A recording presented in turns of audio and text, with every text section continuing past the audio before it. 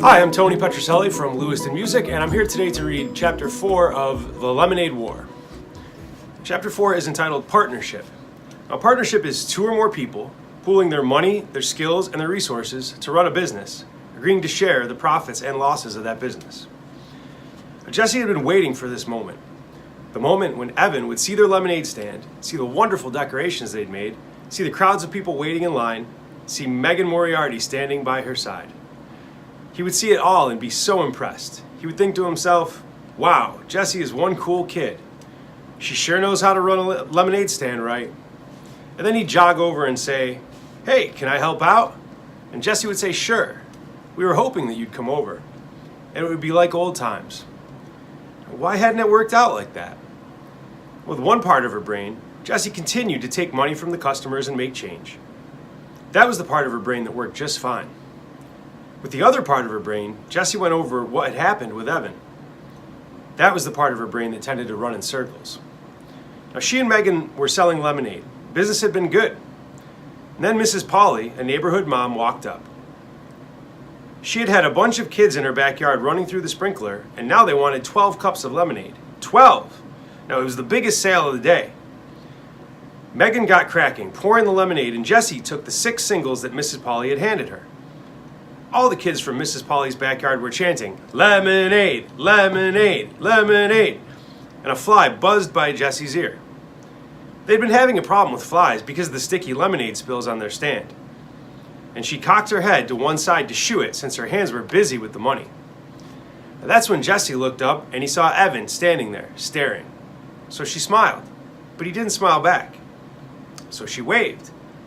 Even though she had all that money in both hands, she waved so he'd know that she was happy to see him.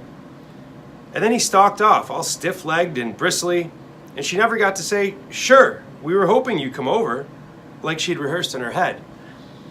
Now just then, Tommy Polly, who was 2 years old, pulled down this bathing suit and peed right on the lawn.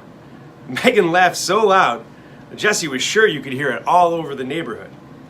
That's what had happened. That's exactly what had happened.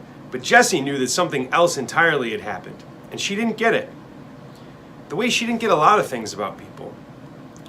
All she knew was that the sight of Evan walking away from her for the second time that day, made her feel so sad and alone that she just wanted to run home to her room and curl up in her bed with Charlotte's Web. Hey, Madam Cash Register, said Megan, nudging her. You're falling behind. Ring 3 for this lady and 1 for this kid here. Jessie turned away from the retreating figure of Evan. That's $1.50, she said to the woman standing in front of her. She took the $5 bill the woman was holding out and made change from her lockbox, focusing all of her energy on the part of her brain that worked just fine. It's true that when Evan had first walked out of the garage, Jessie had banged up to her room and tried to think of every way possible that she could to make his life a living misery. She thought of telling Mom that Evan was the one who broke the toaster by playing hockey in the house, which is not allowed. She thought of taking back every one of her CDs from his room, even though she knew that that would mean she'd have to give back all of his CDs. She'd even thought of putting peanut butter in his shoes. Now, this was something she'd read in a book, and she loved to imagine the moment of horror when he'd think he's somehow gotten dog dew inside his shoes. But when these ideas had finished bouncing around her brain, and when her breathing had returned to normal and her fists weren't clenched at her sides anymore, she knew that what she really wanted was to get the old Evan back. The one who was so much fun to be around, and the one who helped her out of every jam. Like when she ate all the Lorna Doones that Mom had set aside for the Girl Scout meeting, and Evan had ridden his bike to the 7-Eleven and bought a new package before Mom even noticed. Or when she accidentally, well, not accidentally, but how was she supposed to know? She picked the red flowers in Grandma's garden that were a hybrid experiment. Evan said that they'd both done so that Grandma's disappointment would be spread around. Now, at the time that Jessie had smashed the ceramic heart that Daddy had given her because she was so mad that he had left them. And then, when she had cried about that broken heart, Evan glued together every single last piece. She wanted back the Evan who was her best friend. But Evan didn't want her, because he thought she was a baby and she was going to embarrass him in Miss Overton's class. So she had to prove to him that she was a big kid, that she could keep up with the crowd, that she could fit in, even with his 4th grade class. I'll show him I can sell lemonade too, just as good as him and Scott, and I won't embarrass him. So Jessie got down to business. She knew she needed a partner, and from past experiences, she learned that having a lemonade stand alone wasn't considered cool. It was considered pathetic. And her partner would have to be a 4th grade girl, because that's what all this was about, showing that she could fit in with the 4th graders. So the question was, who? It had to be a girl who lived in the neighborhood, or at least close enough to bike to her house. And it had to be someone that Jessie had talked to at least once. No way could she call up a girl she'd never even talked to. And it had to be someone who seemed nice. Now this last part was a problem, because Jessie knew that she often thought people were nice, and then they turned out to be not so nice. Case in point, those 2nd grade girls. So Jessie decided it had to be someone who Evan thought was nice. Evan knew about these things. He was the one who had explained with his big arm around her shoulder, "Jessie, those girls are making fun of you. They're not nice." When Jessie thought about all these different requirements, there was only one obvious answer: Megan Moriarty. She lived less than 3 blocks down the street. Jessie had said hi to her a few times while biking in the neighborhood. And Evan must have thought she was nice because Jessie found a piece of paper in his trash can with Megan's name written all over it. But why would he cover a page with her name if he didn't think she was a nice person? So Jessie went into the kitchen and climbed onto a stool so she could reach the cabinet over the stove. She took down the school phone book and she looked through the listings for both of last year's 3rd grade classes. No Megan Moriarty. Duh, Jessie remembered. She'd moved in halfway through the school year. With a sinking heart, Jessie checked the town phone book. No Moriarty family listed on Damon Road. "Okay," said Jessie, slapping the phone book shut and putting it back in the cabinet over the stove. "It's time for plan B." Jessie went to the hall closet and got out her backpack, which had been hanging there empty since the last day of school. Inside, she put 3 cans of frozen lemonade from the freezer and her lockbox full of change. She put the $10 bill, still paper clipped to last year's birthday card from her grandmother, in her top desk drawer. Then she went to the garage, strapped on her helmet, and rode off on her bike. As she left the driveway, she could see Evan and Scott's lemonade stand on the corner, but she was very careful not to make eye contact. She didn't want to talk to Evan until she was ready to, ta-da, impress him. Her heart leapt when she imagined him ditching Scott to be with her. Megan's house was so close that Jessie got there in less than 30 seconds. And less than 30 seconds wasn't nearly long enough for her to plan out what she was going to say. So she rode back and forth in front of the house about 15 times trying to pick out the right words. "What are you doing?" a voice shouted from the upstairs window.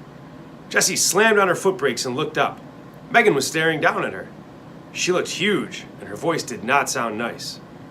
"I'm riding my bike," said Jessie. "But why are you riding back and forth?" asked Megan impatiently. "In front of my house." "I don't know," said Jessie. "You want to play?" "Who are you?" said Megan. "Jessie," said Jessie, pointing down at the street towards her house. "Evan's little sister?" asked Megan. Jessie felt like a deflating balloon. "Yeah." "Oh," said Megan. "Well, I couldn't tell because of the helmet." Jessie took her helmet off. "So you wanna?" she asked. There was a long pause. "Where's Evan?" asked Megan. "He's out somewhere with a friend," said Jessie. "Oh," said Megan. Jessie looked down at the ground. "People tell you things," Evan had told her once, "with their hands and their faces and the way they stand. It's not just what they say. You gotta pay attention, Jess. You gotta watch for the things they're saying, not with their words." Jessie looked back up. It was hard to see Megan at all. She was so far up and behind the window screen. Jessie sucked in her breath. "Do you want to do something?" Another long pause. Jessie started counting in her head. 1 1,000, 2 1,000, 3 1,000, 4 1,000, 5 1,000, 6 1,000. "Sure," said Megan, and then her head disappeared from the window. A minute later, Megan was at the front door. "Hey," she said, opening the screen. Jessie raised her hand in something that was halfway between a wave and a salute, and she walked in. Her sweaty bangs stuck to her forehead where the helmet had mashed them down. She was so nervous about saying something stupid, she didn't say anything at all. Megan leaned against the banister of the stairs and crossed her arms. "So," said Jessie. She stared at Megan, who was fiddling with the 7 or 8 band bracelets on her arm. Jessie counted 2 Livestrongs, 1 Red Sox World Champs, 1 March of Dimes, and 1 Race for the Cure. "What's that one?" she asked, pointing to a band bracelet with tiger stripes. Megan stretched it off her wrist and gave it to Jessie. "It's for the Animal Rescue League. My mom gave them some money, so she gave us this and a bumper sticker. I have 22 band bracelets." "Cool," said Jessie, handing back the band bracelet. Megan flipped it back on. She continued to play with the bracelets on her arm, running them up and down, up and down. "So, what do you want to do?" asked Megan. "I don't know," said Jessie. "We could... I don't know. Let me think. We could have a lemonade stand." Said Megan, sounding bored. "Oh, it'll be fun. Come on." "Well, we don't have any lemonade," said Megan. "I got 3 cans," said Jessie. She slipped the backpack off her back and dumped out the 3 cans of frozen lemonade. Her lockbox came rattling out, too. "What's that?" asked Megan. "My lockbox," said Jessie. "We can use it to make change." She felt her face getting red. Maybe 4th graders weren't supposed to have lockboxes? "How much money have you got?" asked Megan. "You mean in change or altogether?" Megan pointed at the lockbox. "How much is in there?" $4.42.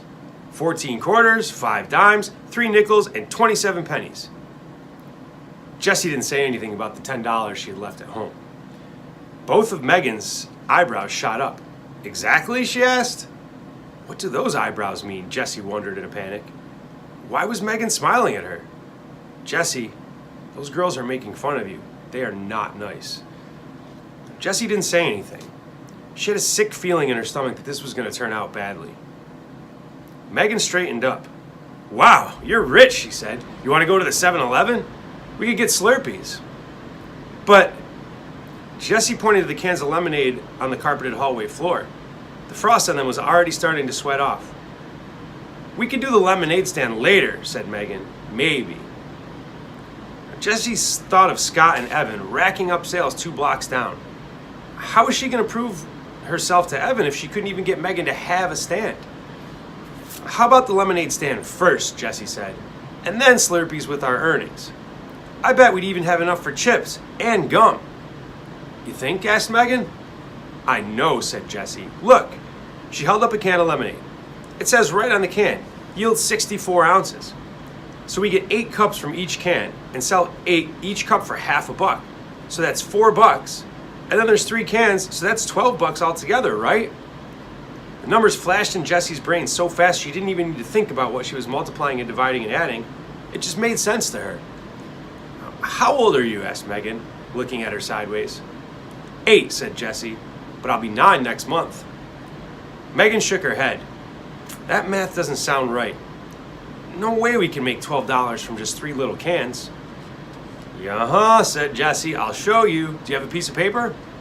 So Jessie started to draw pictures. She knew that other kids couldn't see the numbers the way she did. They needed the pictures to make sense of the math. "Look," she said. "Here are 3 pitchers of lemonade, because we got 3 cans of lemonade. And each pitcher has 64 ounces in it. Now when we pour a cup of lemonade, we'll pour 8 ounces, because that's how much a cup holds.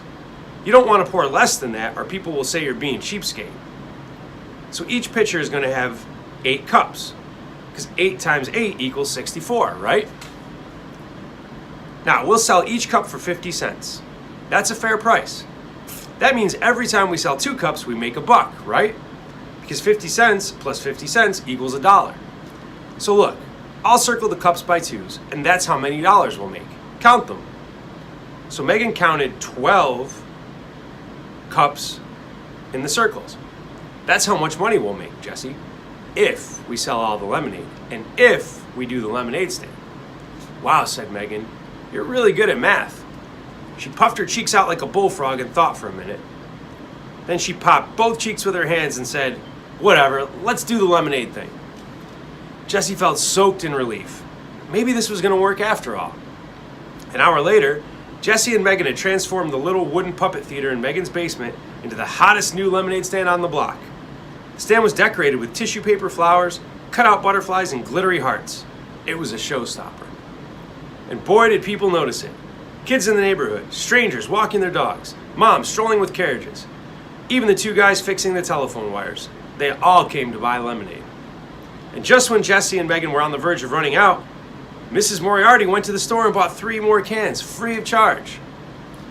So, when Mrs. Polly asked for 12 cups at exactly that moment that Evan had rounded the curve and saw her lemonade stand, Jessie felt like she'd just scored 100 on a test and gotten 5 extra points for credit. So why did Evan stomp off? And how come she didn't feel like she'd won anything at all?